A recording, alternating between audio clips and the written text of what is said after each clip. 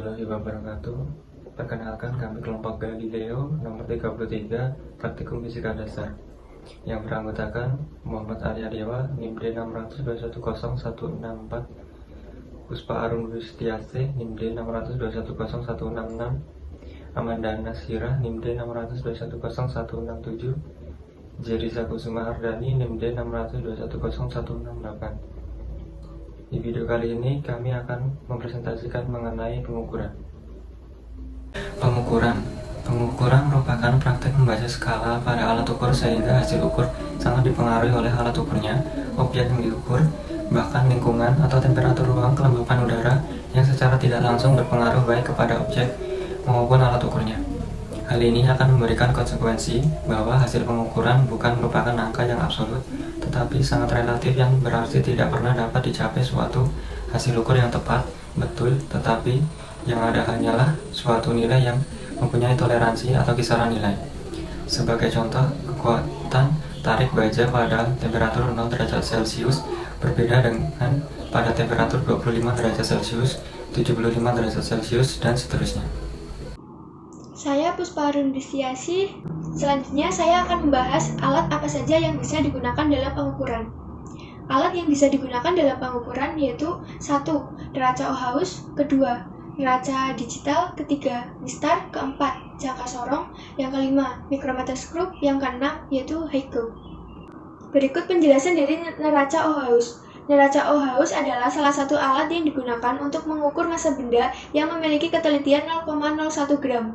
Prinsip kerja neraca ini yaitu membandingkan massa benda yang akan diukur dengan anak timbangan. Kemampuan pengukuran dari neraca ini dapat dirubah dengan cara menggeser posisi anak timbangan sepanjang lengan neraca. Anak timbangannya berada di neraca ini sendiri. Selanjutnya, pengertian dari neraca digital. Neraca digital adalah alat hitung satuan massa suatu benda dengan teknik digital dan tingkat ketelitiannya yang cukup tinggi.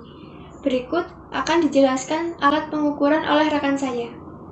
Saya Amanda Nasirah dengan NIM D600210167. Saya akan menjelaskan tentang penerapan dari alat-alat pengukuran yang sebelumnya sudah disebutkan oleh Arum. Yang pertama, mistar. Mistar biasa digunakan untuk mengukur panjang ataupun lebar suatu benda. Bahkan, mistar biasa digunakan sebagai alat bantu untuk membuat garis lurus. Yang kedua, jangka sorong.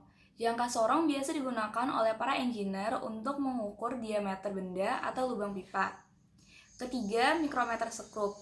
Biasa digunakan oleh tukang servis kulkas dan pompa air untuk mengukur diameter kawat tembaga. Keempat, ada high gauge, biasa digunakan untuk quality control. Selanjutnya, saya akan menjelaskan cara pengukuran menggunakan mistar. Seperti pada gambar, pastikan ujung mistar berada pada ujung benda yang akan diukur. Lalu lihat berapa angka yang menunjukkan ukuran panjang ataupun lebar benda yang diukur.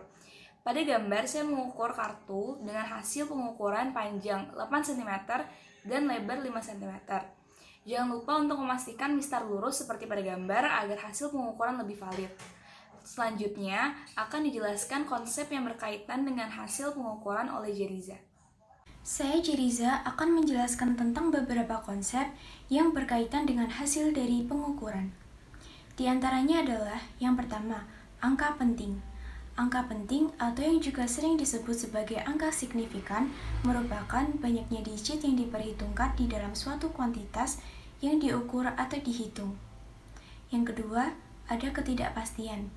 Ketidakpastian pengukuran merupakan selisih antara hasil pengukuran dengan nilai sebenarnya dari objek yang diukur dalam suatu pengukuran. Dan yang terakhir, galat. Galat atau perhitungan error adalah suatu perhitungan yang mana memungkinkan hasilnya error. Hal ini bisa disebabkan oleh beberapa faktor. Di antaranya adalah kesalahan alat, ukur, ataupun kesalahan dalam pembacaan pengukuran. Sekian penjelasan dari kelompok kami. Mohon maaf bila ada salah kata dalam menjelaskan. Terima kasih. Wassalamualaikum warahmatullahi wabarakatuh.